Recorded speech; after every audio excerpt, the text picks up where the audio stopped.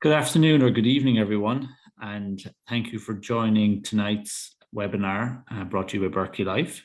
My name is John, and CEO of Berkeley Life, and tonight we have, a real treat, a real festive nitric oxide information coming to you from Beth Shirley.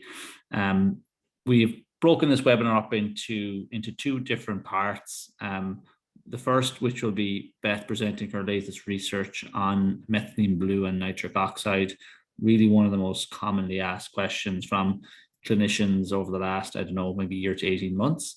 So we wanted to talk, or Beth wanted to share a lot more about that, and it ties into an upcoming white paper, which we'll be publishing hopefully in the coming weeks. So that's how we'll start off.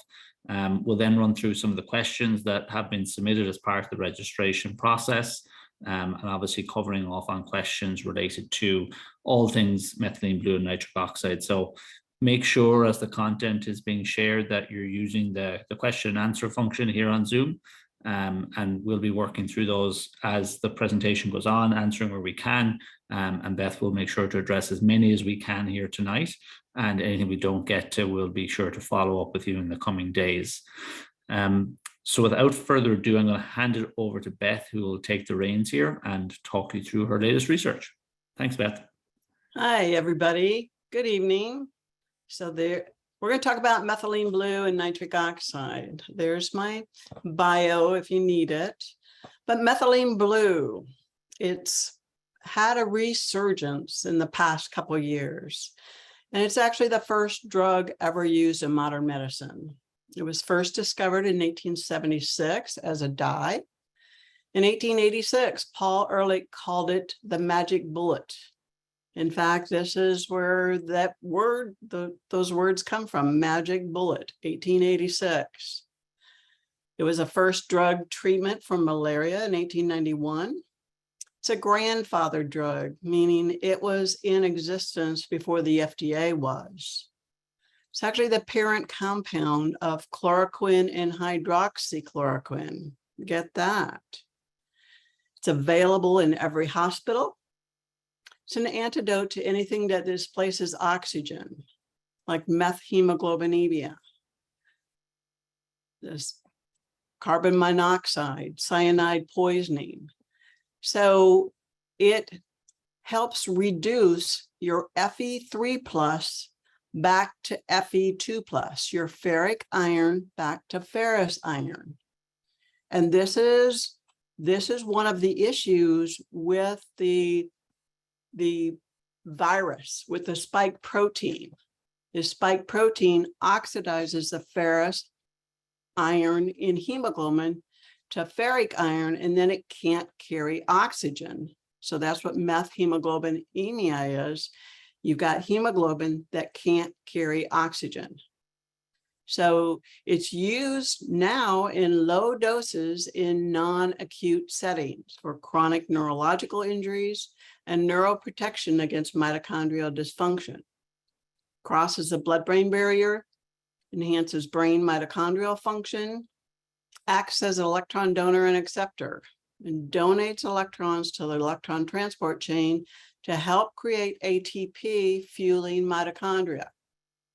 Slows telomere shortening, which has everything to do with longevity.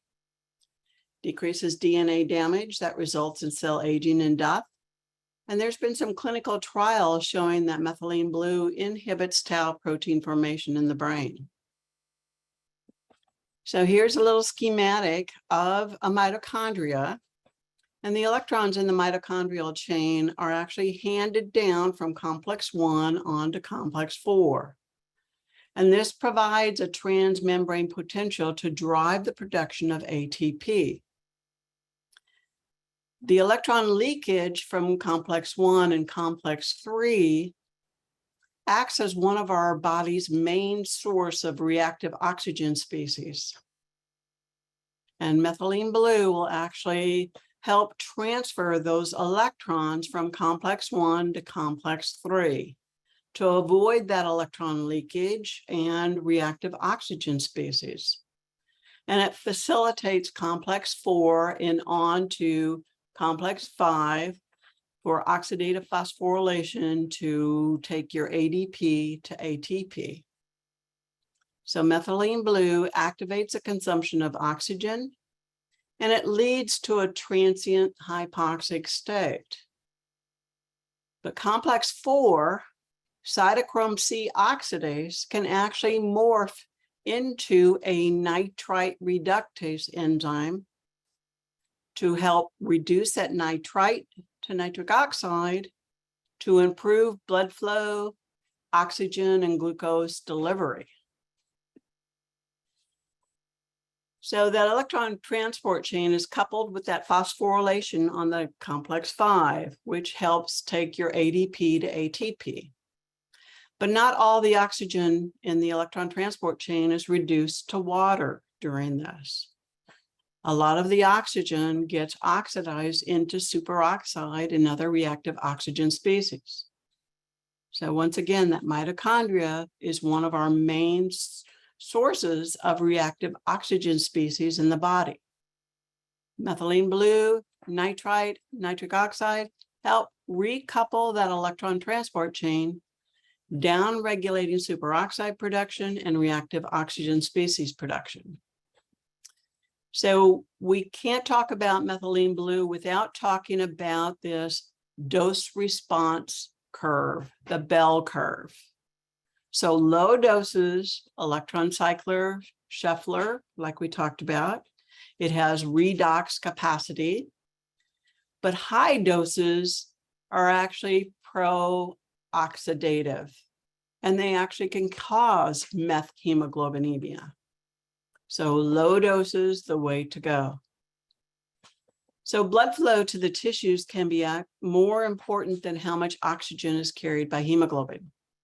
There's a tight coupling between the consumption of oxygen and hemodynamic response.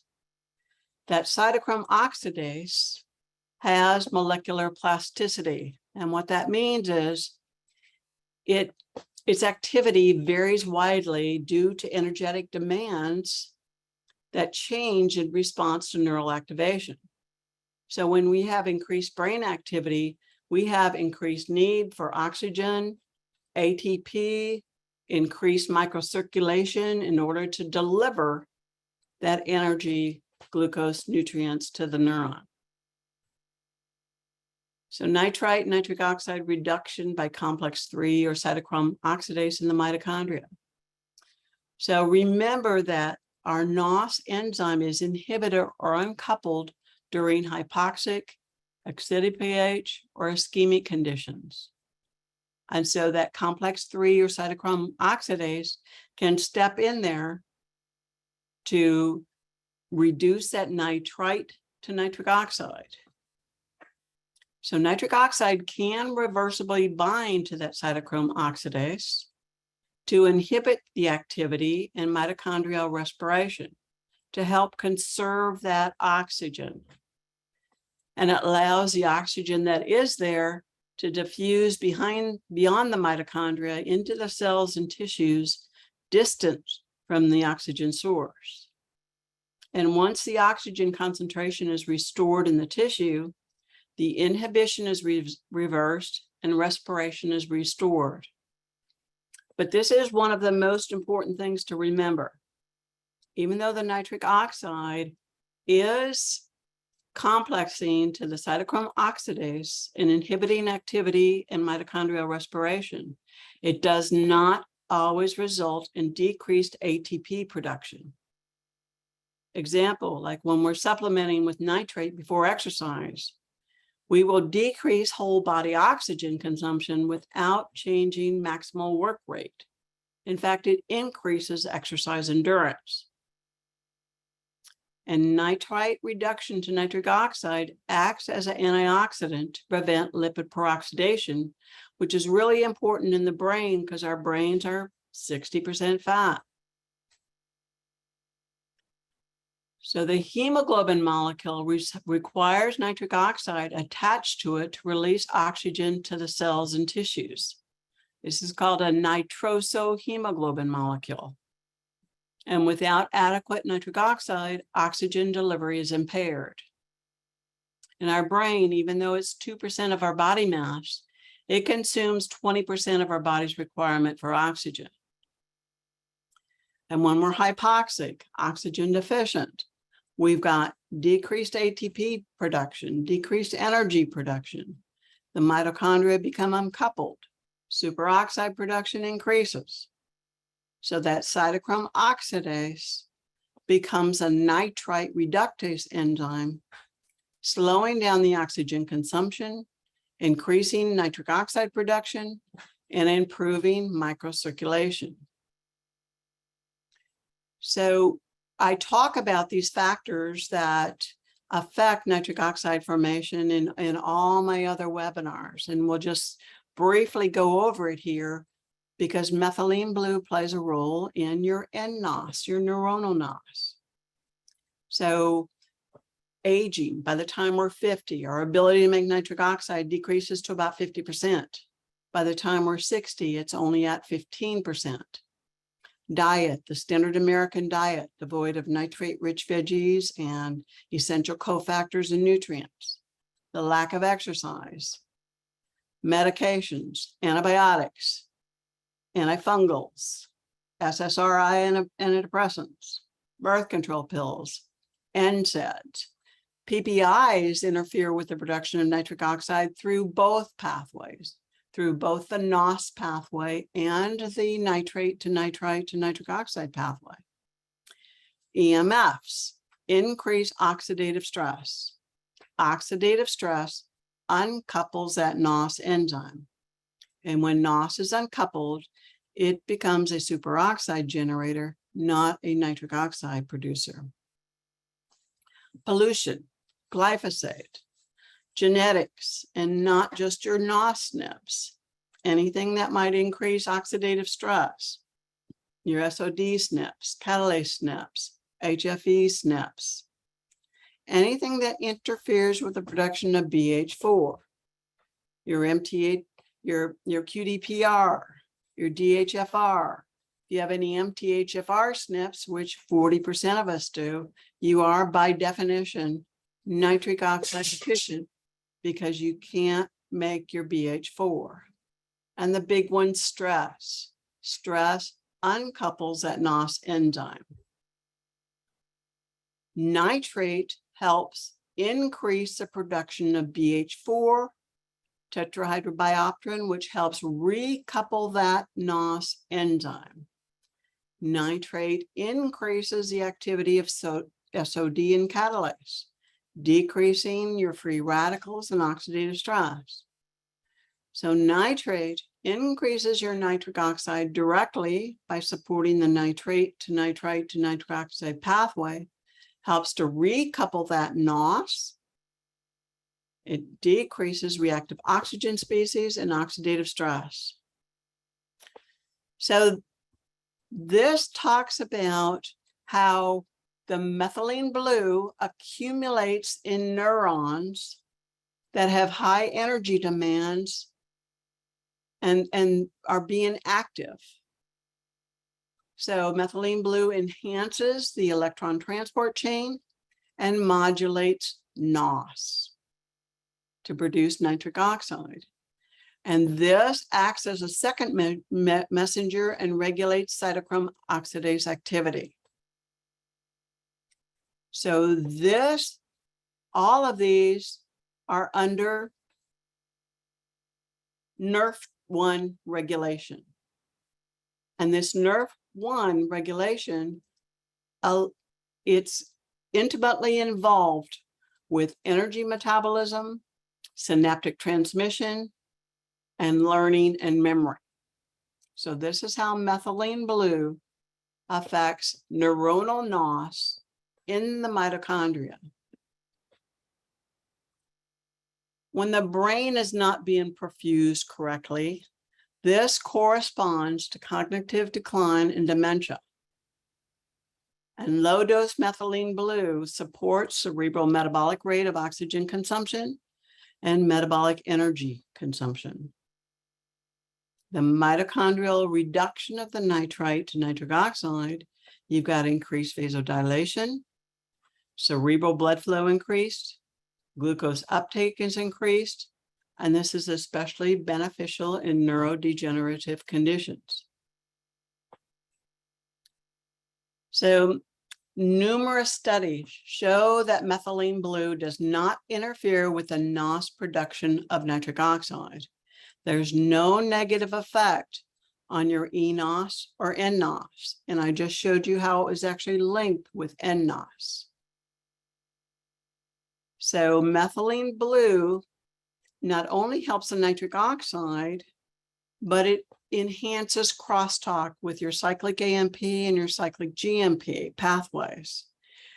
And this facilitates the effect of the cyclic AMP, which actually helps your epinephrine and your vasopressors work better.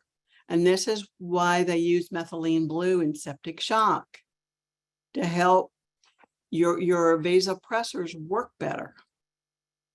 So studies show that methylene blue only inhibits a supra-upregulated iNOS, the inducible NOS, NOS2. And remember that nitrate can also downregulate an upregulated iNOS. So this inducible NOS, it puts out a lot of nitric oxide. It's upregulated in chronic inflammatory processes, infections, bacterial, viral, fungal, parasitic, environmental factors, EMF, aluminum, mercury, uranium, iron dysregulation, BPA, high fructose corn syrup, gluten, chlorine, glyphosate, homocysteine. So iNOS can produce up to 1,000 times greater nitric oxide than eNOS. However, remember, it must be coupled, and oxidative stress uncouples it. So maybe when we're stimulating this iNOS, it's actually producing more superoxide because it's uncoupled. But when iNOS is upregulated, it downregulates eNOS and nNOS. And when we have impaired eNOS and nNOS, we've got decreased delivery of glucose, oxygen, nutrients, and decreased clearing away of the cellular debris. And this is really harmful to essential vital organs, the brain, the heart, kidney, liver, lungs. In septic shock, nitric oxide production has been held responsible for the refractory hypotension. But studies show if you give these people in septic shock a nitric oxide donor, you can maintain adequate circulation and perfusion of vital organs. So this nitrite attenuates mitochondrial damage, oxidative stress, cytoprotection after ischemia, reperfusion injury, and death. Methylene blue is in the hospitals and used in septic shock. So supporting the cerebral blood flow is really important. When we have impaired cerebral blood flow, we have cognitive dysfunction. We see this in aging and dementia. So we see a progressive reduction in the cerebral blood flow. We see decreased supply of oxygen, glucose to the brains and neurons. We see decreased cytochrome C oxidase activity and decreased reduction in energy metabolism. And we see neurodegenerative effects, impaired learning and memory. And remember that neurons can't store glucose or energy. They need a constant supply. And nitric oxide mediates that neurovascular coupling. And what this means is the microcapillary dilates in response to increased metabolic demands. So when you're having to think a lot, it actually will increase nitric oxide to open up those microcapillaries. So nitric oxide touches every single physiological function governing circulation and microcirculation. With impaired circulation and microcirculation, healing cannot and will not take place. Both methylene blue and nitrate inhibit a super upregulated INOS.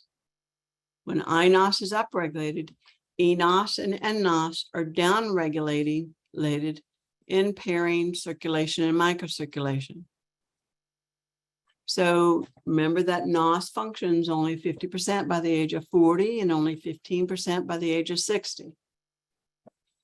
So supporting that nitrate to nitrite to nitric oxide pathway along with methylene blue is an effective way to keep energy and oxygen flowing to cells and tissues. It's essential for healthy longevity and cognition. And both methylene blue and supporting the nitrate to nitrite to nitric oxide pathway provide protection against numerous pathological conditions, protect against age-related mitochondrial-associated neurodegeneration. So supporting that nitrate to nitrite to nitric oxide pathway and methylene blue at the same time is not contraindicated like some people are saying. Like Mark Sloan has a book out about methylene blue, and he talks about how methylene blue downregulates nitric oxide. Well, it only downregulates an upregulated INOS. In fact, the physiological effects of each support each other and are synergistic with each other. And there's all my references. And then do we have any questions? And hopefully I can answer. Yeah, well, definitely. We had definitely a few questions coming in. There's obviously a ton to digest there. So what we might do here, maybe 3 or 4 questions on that. We might jump into the AMA questions, Beth, and then we can make sure and make time for the methylene blue questions then when we get through the ones that we've already talked through. So let me share my screen here and seconds now. Okay. Okay, perfect. Okay, so if everyone can make sure and keep on sending the questions into the Q&A function here on Zoom, and we'll make sure we'll get to definitely everything that came through on the methylene blue content and anything new that comes to mind as we run through these questions also. So everything here was submitted through the registration process. We've had to refine down and combine questions as needed, but these were some of the more commonly asked questions that we received. So first question here, Beth, is related to female sexual function and any benefits of nitric oxide, and then how to incorporate nitric oxide into female sexual function wellness protocols. Well, nitric oxide is essential for us women too. We all know about the little blue pill for men that will help with erections, but those pills actually need adequate nitric oxide in order for them to work. If you don't have enough nitric oxide in your body first, they won't work. But for women, our sexual response is nitric oxide mediated. We need nitric oxide in order to feel down there, in order to respond. And lubrication is nitric oxide mediated. So as women, if we can't feel or respond and we're not lubricated, do you think we even think much about sex? Probably not. So this is at the base of the female sexual response. So this should be the first thing that we implement in the protocol to make sure that everything is working down there.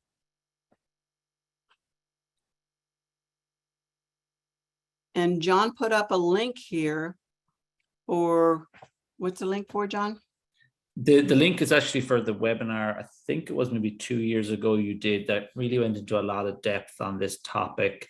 And I believe that link will bring you right to the portion of that webinar which focuses on this topic.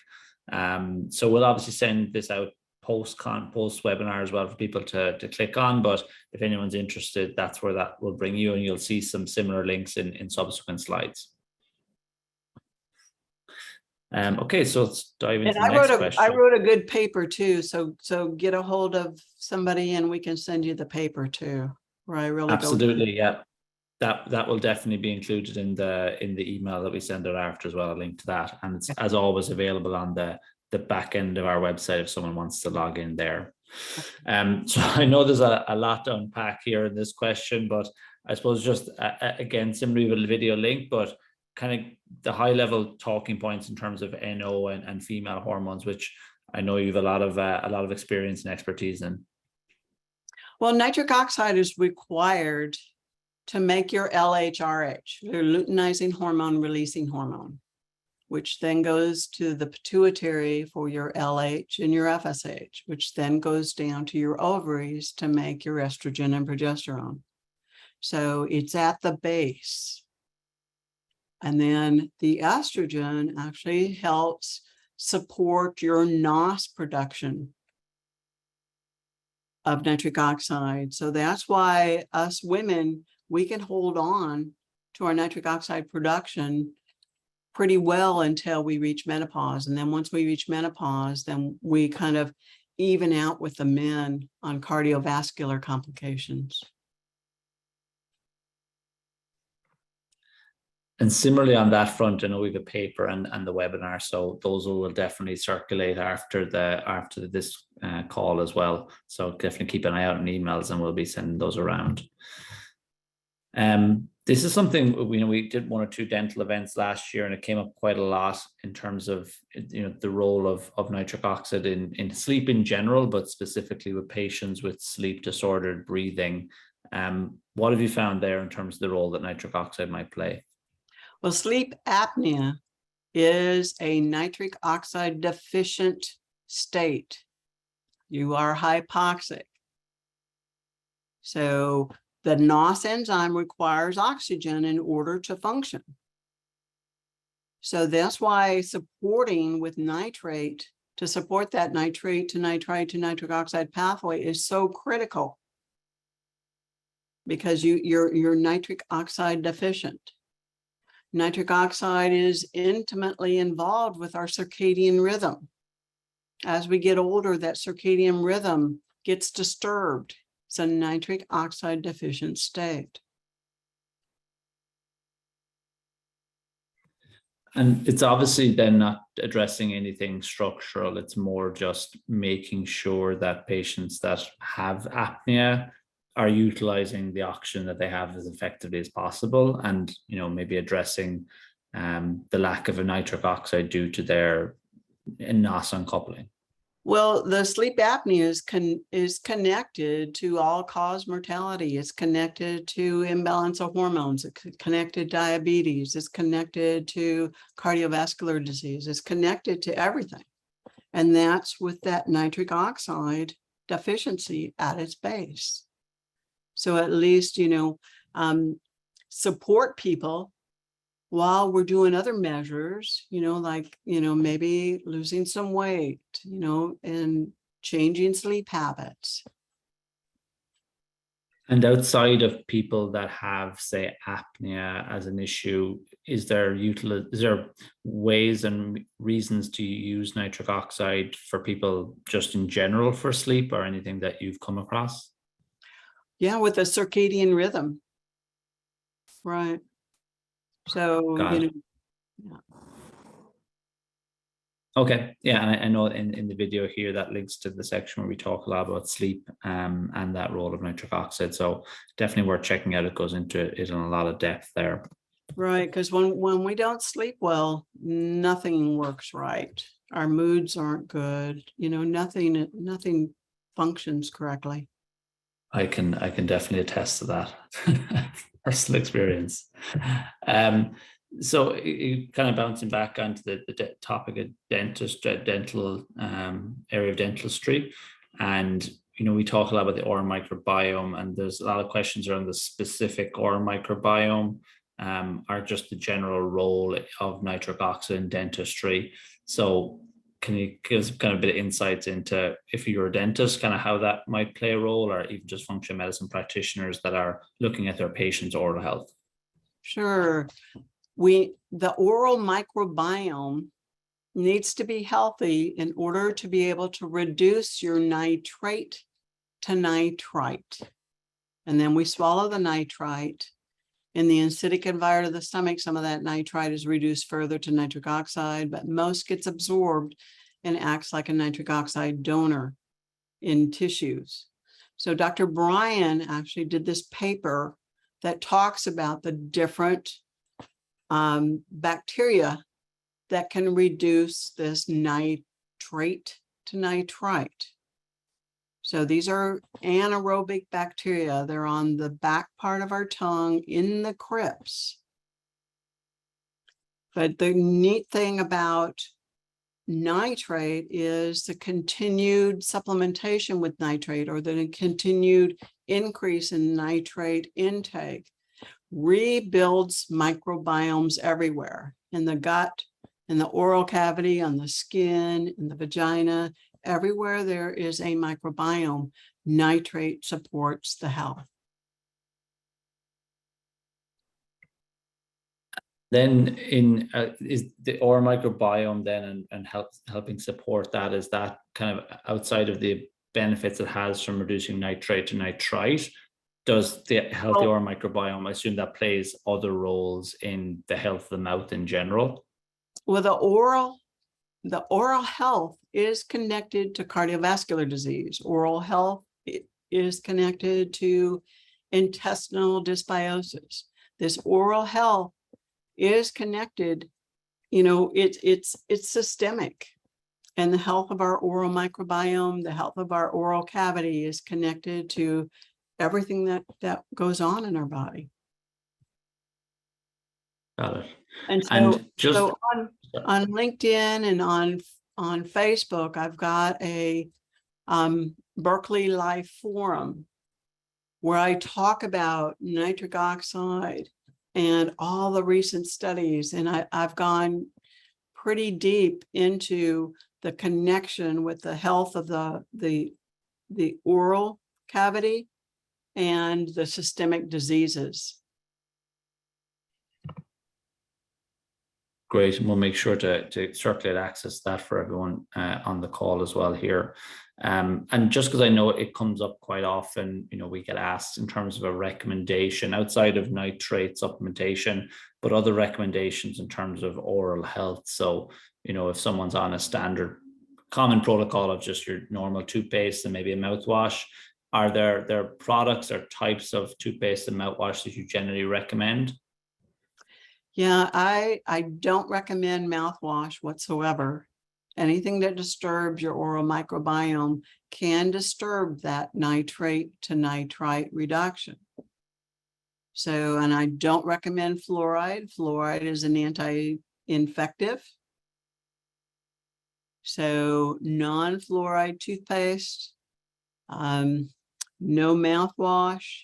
So as you continue with the nitrate supplementation, you're rebuilding that oral microbiome. You're actually improving the health of your oral cavity. So you're going to have less bad breath to begin with. Great. Okay. One question that came up here, and I touched on something you mentioned that I might as well address it now, is there any relationship that you're aware of between nitric oxide and hot flashes? Well, hot flashes, they're multifactorial. However, by allowing your microcirculation to be healthy and delivering to the cells what they need, the glucose, oxygen, the nutrients, this is going to help, because cells can't be more than 2 cells away from a functioning microcapillary. So if your cardiovascular system is impaired, you're going to have more hot flashes. Got it. Okay, yeah, this definitely came up on our last webinar as well, but it is obviously one of the more common questions we get asked around the whole relationship between nitric oxide, nitrates, and people with the MTHFR SNP. So do you mind kind of giving us your take on that and kind of how you treat this question? So if you have any MTHFR SNPs, you are by definition nitric oxide deficient, because MTHFR SNPs helps make your BH4, your tetrahydrobiopterin. BH4 is the molecule that holds the dimer of NOS is a dimer, and it holds it together.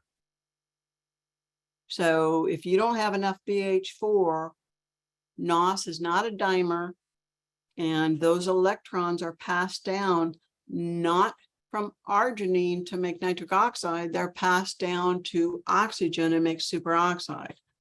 So your NOS enzyme becomes a superoxide generator, not a nitric oxide producer.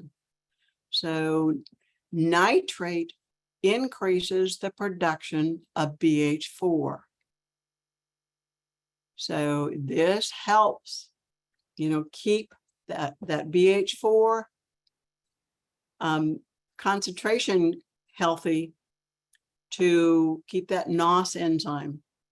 Plus, the Berkeley also has vitamin C in it, and vitamin C is the only molecule that can take BH3, reduce it back to BH4.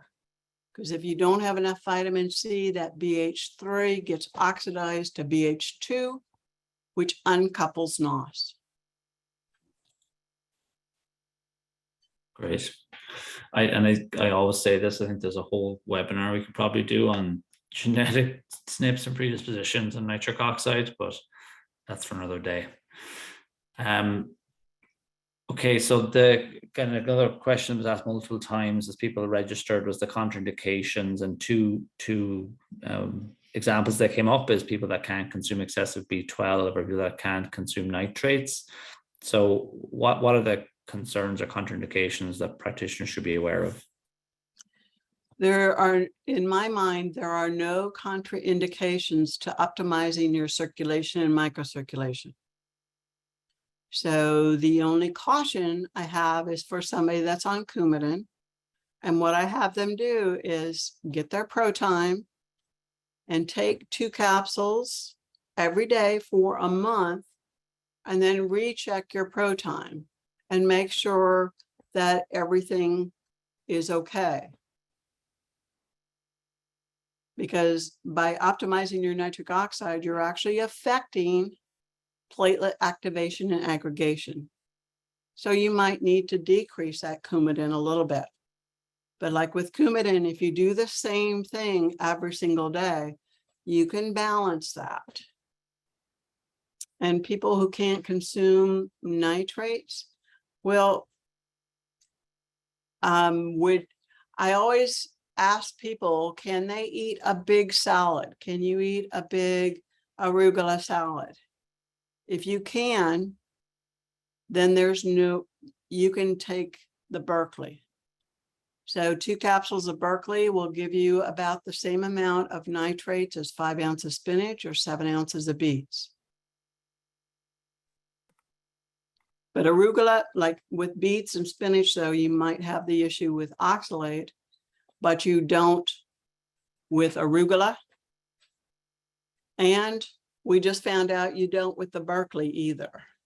So with the Berkeley, we found out like there's in 2 capsules, a total of 3 milligrams of total oxalates. But also the Berkeley has magnesium citrate in it, which complexes with oxalates. But it only has 0.7 milligrams of soluble oxalates.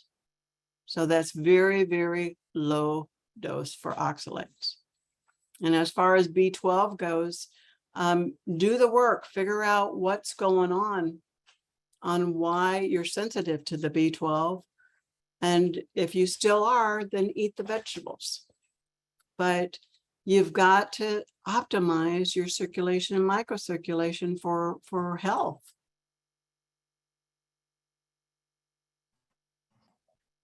Great.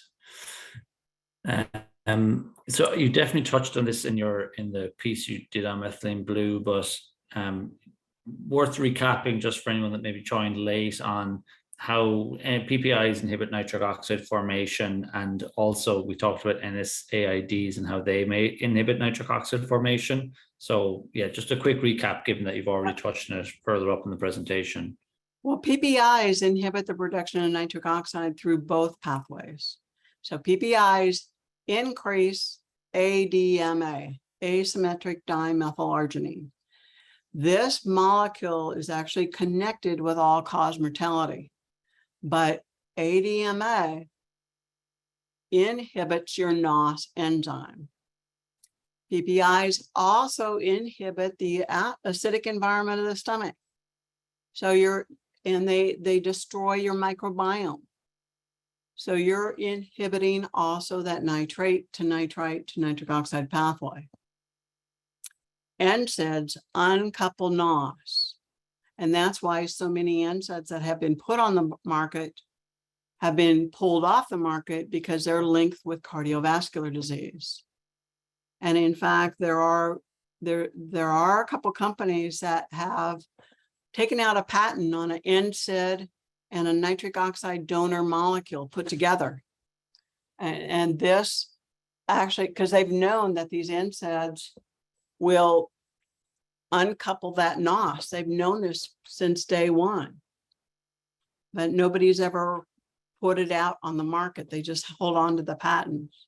So I recommend anybody who's taking any kind of NSAIDs to make sure they take a couple capsules with it, so that you're helping to help recouple that NOS and giving your body some nitric oxide, so you don't run into those cardiovascular complications. Yeah, obviously incredibly important given how common those types of medications are. So I think no harm covering that twice. Okay, so probably the most common question, or at least one of them, in terms of recommending the product or any kind of nitric oxide therapy for someone who is currently hypotensive or has low blood pressure. What's your approach there? Well, I personally have low blood pressure. So let's figure out why you have low blood pressure. Mine was from adrenal, putting the pedal to the metal for so long. So let's figure out why you have low blood pressure, but increasing nitrates with low blood pressure isn't going to drop it lower. It's more of an adaptogenic response. And remember, I talked about in my methylene blue and nitric oxide talk, I talked about how giving somebody a nitric oxide donor during septic shock, which has really low blood pressure, helps this person. So I have not run into really any problems with people with low blood pressure increasing their nitrate intake. So if they can eat a big solid, they can take the Berkeley. Perfect. So I'm just going to jump into some of the live questions here. As a general note, anyone asking for specific pieces of material mentioned, you can just assume that we're capturing those questions, and we're definitely going to share any of the papers that Beth has referenced on this call. You're getting definitely some call outs, Beth, for doing an epigenetic seminar. So I think we'll have to do something there. So clear your Q2 and you can start researching that. Some good questions though here. Does homocysteine also compromise nitric oxide? Well, homocysteine, yes. Homocysteine is connected with cardiovascular disease, but remember I said homocysteine can upregulate an iNOS. And when you upregulate iNOS, you downregulate eNOS and nNOS. So that's where the nitrates come in, because nitrates actually help downregulate that upregulated iNOS, but it also helps make sure that you've got adequate circulation and microcirculation. Great. Is there any interaction between nitric oxide and ozone? Well, when I was doing the research on the methylene blue and nitric oxide, Francisco Gonzalez Lima, who's one of the premier methylene blue researchers, he was discouraging hyperbaric oxygen and methylene blue at the same time, because what it did was push somebody past that optimal place. Remember that graph I showed you where you need the sweet spot. More than that sweet spot, you're pro-oxidant, and you can actually increase methemoglobinemia. And so that's with hyperbarics. I know ozone is different, but it's also like an oxygen kind of therapy. So I would not recommend methylene blue on the days you're doing ozone therapy. I think it would be okay, if you, do it on an alternate day, but not on the same day. Great. We have a few questions coming in that kind of cover the same ground, and it relates primarily to utilizing the test strip. And I'll try and summarize them that kind of covers all, but the questions kind of relate to people that are testing, taking 2 capsules and retesting then 90 minutes later and not seeing a significant change. Is my understanding correct that everyone has the ability to concentrate nitrate back in the saliva after ingesting either a leafy green meal or 2 of our capsules? And if so, then what process would you go through and to understand why that person may not be breaking nitrate down to nitrite? Well, there is a rare genetic SNP of an SLC gene, solute concentrate gene, that somebody might not be able to concentrate the nitrate in their salivary glands. But that's, from what I've read, that's really rare. But if somebody takes 2 caps and they don't see the needle move on the strip, then you've got to start asking questions. Are they doing mouthwash? Are they on any kind of antibacterial, even herbal antibacterial? How is the health of their gut? Because if they've got dysbiosis in the gut, more than likely they've got dysbiosis in the mouth. But just know that with continued nitrate intake, you are supporting the health of these microbiomes in order to reduce that nitrate to nitrite.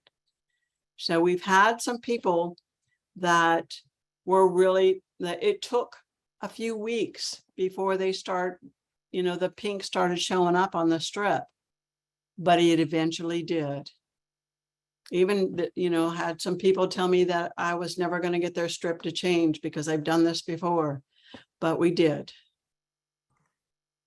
Great. I'm going to touch on the methylene blue questions we got. So 2 questions regarding the dose. The best dose of methylene blue is appropriate and best route of administration. Well, methylene blue, you can actually swallow it. You don't have to turn your mouth blue. So it's absorbed really well.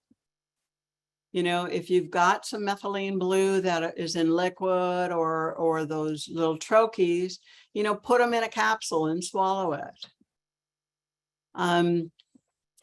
You don't have to turn everything blue. Low dose. So I recommend starting at a really low dose, even a few milligrams for some people. And it depends on, how sick you are, but no more than 1 or 2 milligrams per kilogram. So I get mine compounded, at PD Labs. They make a methylene blue in a liposomal formula, but he only makes 2 strengths, like the 25 milligrams, and he doesn't go above 65 milligrams. So low dose. There'll be no fun if people aren't walking around conferences with blue mouths, though. That's well, I've seen it. Very true.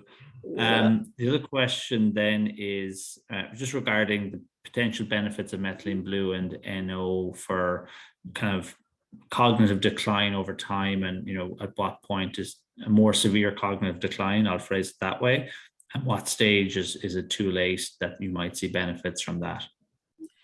Well, I'm not saying that you can reverse or get back things that are lost, but we don't know. When you're supporting that mitochondria, then you're supporting, the health of that neuron. You're decreasing your reactive oxygen species. You're decreasing the superoxide. You're decreasing the cellular tissue and damage. Remember, those neurons are real sensitive because they don't reproduce as much as other cells, and they can't store your glucose or your energy. So you've got to be feeding them regularly. Okay, I might jump back into the questions we have here. Again, please feel free to keep adding questions in as they come to mind, and we'll try to get to as many as we can tonight. So let me see, I can't see this now. Okay, dosing I think you've touched on, so I think we're good on that for now. This one I was always interested in terms of the potential benefits of exercise, targeted breathing, obviously diet we know more so, but specifically exercise and targeted breathing and how they can affect nitric oxide levels. Well, exercise and nasal breathing do increase the production of nitric oxide. However, you must have your NOS coupled, or you need adequate nitrite stores. So by optimizing with the nitrate to begin with, this will make those exercises and breathing work better to make your nitric oxide. Because we only make nitric oxide through two different pathways: the arginine NOS pathway and your nitrate to nitrite to nitric oxide pathway. So those will increase nitric oxide, but you must have coupled NOS or good stores of nitrate, nitrite. I think similarly there's been... As far as like how much is produced, through nasal breathing, I don't think anybody's really measured that. Yeah, I think there was a book recently around breathing, and I think it touched on nitric oxide through nasal breathing, but I think you probably have to do it pretty a focused effort to get there. Well, with nasal breathing too, you're kind of settling down your sympathetics. Settling down your sympathetics decreases your epinephrine, your norepinephrine, and those are those vasopressors that nitric oxide has to work really hard against to help dilate your capillaries. Right. This is something I know you've spoken about a number of times, so I want to jump to this question: is how does nitric oxide affect mast cell activation? Nitric oxide down-regulates mast cell degranulation and histamine release. Nitric oxide down-regulates your inflammatory cytokines release, your interleukin 1B, interleukin 6, interleukin 18. So nitric oxide deficiency, you're going to have more allergic responses, you're going to have more inflammatory cytokines circulating around.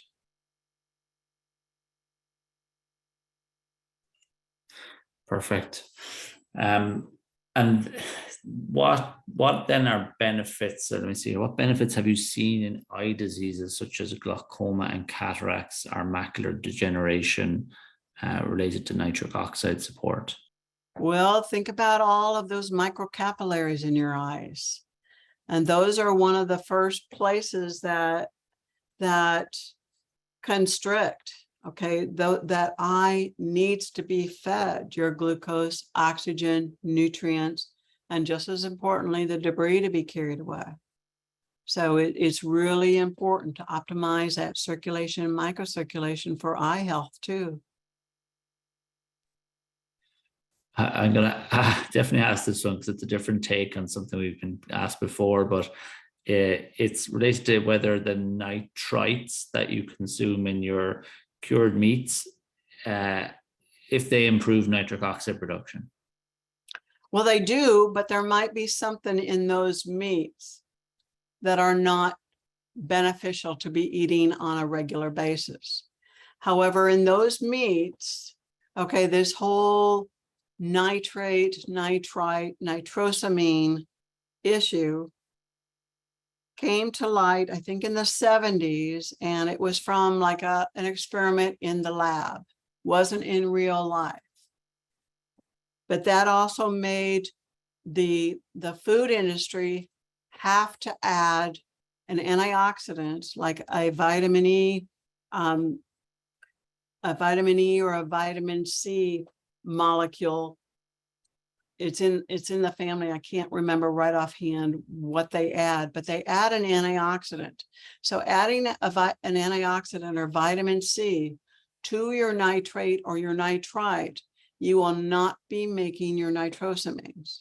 So there's like if nitrate and nitrite were such an issue, then people on these vegetarian diets, they would be having tons more cardiovascular disease. We get way more nitrate, nitrite in our veggies than we ever do in the deli meat. And in fact, in those meats that say no nitrate, nitrites added, what they've added is a celery seed extract, which actually even has more nitrates, nitrites than if they would have just added it. So they're there. But I'm not saying go out and eat a bunch of, pepperoni and stuff, because there might be something else in there that might not be healthy for us.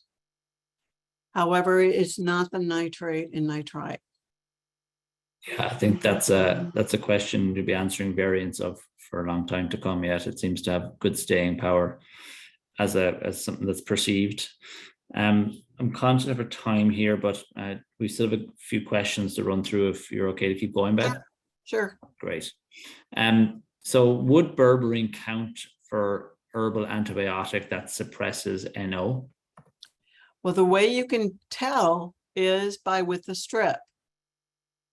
So, some people may be, some people may, might not, but use a strip. And if you're seeing that you can't get somebody's strip to change, then, know that it's not going to be a long-term therapy, hopefully, and go from there. But use a strip, figure it out. Great. This question, I honestly, I don't understand myself, but hopefully you will, is what is the relation of nitric oxide and biophotons? Oh, it has to do with working in that mitochondria, just like with methylene blue. So the biophotons are adding your hydrogen ion to your mitochondria. And so the nitric oxide actually helps that work better. So whenever you're doing any kind of therapy, maybe like a light therapy, biophotonic, PEMF, doing a couple capsules of Berkeley about an hour prior will allow you to get better results. Great. Learned something there. Can you speak to any contraindications with nitric oxide support and psilocybin? Well, if I was doing the psilocybin, I definitely would want to open up my circulation and microcirculation, especially in the brain, because that's what you're doing. You want some shifts to happen in the brain. So, I consider nitric oxide the base of all healing, because if you don't have good circulation and microcirculation, it doesn't matter what else you're doing, it's not going to get to where it needs to go. So the same with the psychedelics. You want a shift to happen in the brain, so open up that microcapillaries, let it get there. Great. And we'll finish, I think, with a colleague of yours, or a friend of yours, Tim Pettinger. So he has questions on long-term health impacts of those recent worldwide health issues. and how nitric oxide can potentially benefit patients suffering from long-term issues? I've written a paper. I've done, like when this whole thing started back in 2020, I did one of the first webinars on nitric oxide and immune health. So that spike protein, whether we're getting it from the virus or you're getting it from the shots or you're getting it from somebody shedding, that spike protein attacks the hemoglobin, oxidizes that ferrous iron to ferric iron. It can't transport oxygen. And when you're hypoxic, then that NOS enzyme isn't working correctly. So nitric oxide is trying to help us. Nitric oxide can scavenge that cell-free heme, the Fe3+, but then it takes the nitric oxide out of circulation from doing all these other good things that it needs to do. So then you've got those long haul, not only from the virus, but also from the shots too. So at the base of healing is optimize that nitric oxide. Okay, perfect. That really, I think we've answered almost 19 questions there. So that's a hell of a lot to get through on one session. We answered all the methylene blue questions, and important for anyone that has any more questions, email info@berkeylife.com. We're more than happy to pass those questions on to Beth. We'll make sure to link your LinkedIn and your Facebook forum in information after the webinar. Anything else, I suppose, that you wanted to recap on, or kind of any other takeaways you want to share before we finish up? Well, I'm enjoying my methylene blue with my nitric oxide. I can actually, yeah, it really helps. I've had, a chemical brain injury, and it's really helping to kind of reconnect. So, this was probably as much for me as everybody else too. I really enjoyed doing this. Thank you, everybody, for coming. Of course, thank you. And one thing I forgot to mention is obviously you have your white paper on this exact topic, which should be available really as soon as we give it the thumbs up, and we'll make sure everyone on this call receives it. And if you don't, for whatever reason, please reach out and we'll make sure and send it to you. But again, as always, we appreciate your thought leadership, Beth, and kind of bringing this information to us and our network, and looking forward to the next webinar already. Thank you, everybody. Great. Thank you so much, everyone. Have a great night.